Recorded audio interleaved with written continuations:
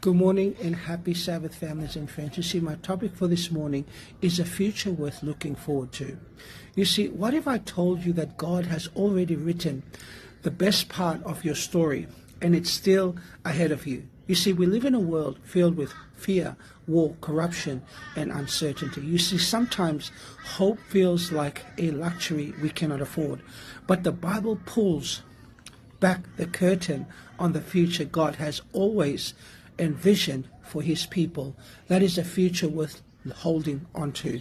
In Isaiah 9 verse 6, it tells us that a child would come, not just a child, not just any child, but it's the Prince of Peace. You see, God's future isn't built on political power or human strength.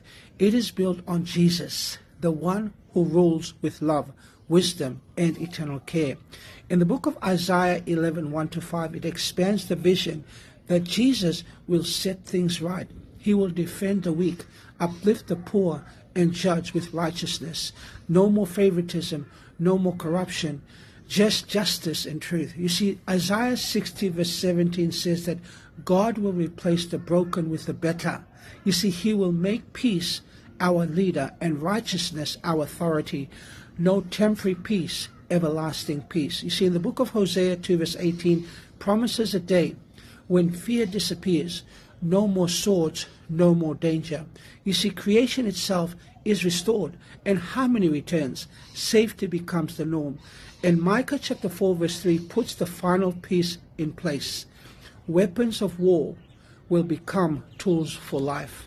No more fighting, no more nations rising against nations. You see, the world God dreams of is a world where peace is permanent. Friends, God is not simply trying to rescue us from the world we know.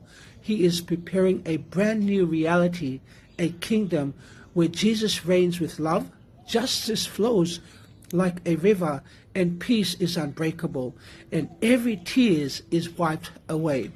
So if today feels dark, keep looking forward. If hope feels heavy, lift your eyes. See, the future belongs to Jesus, and because of him, the future is full of hope. See, hold on to the promise, because God's best is yet to come.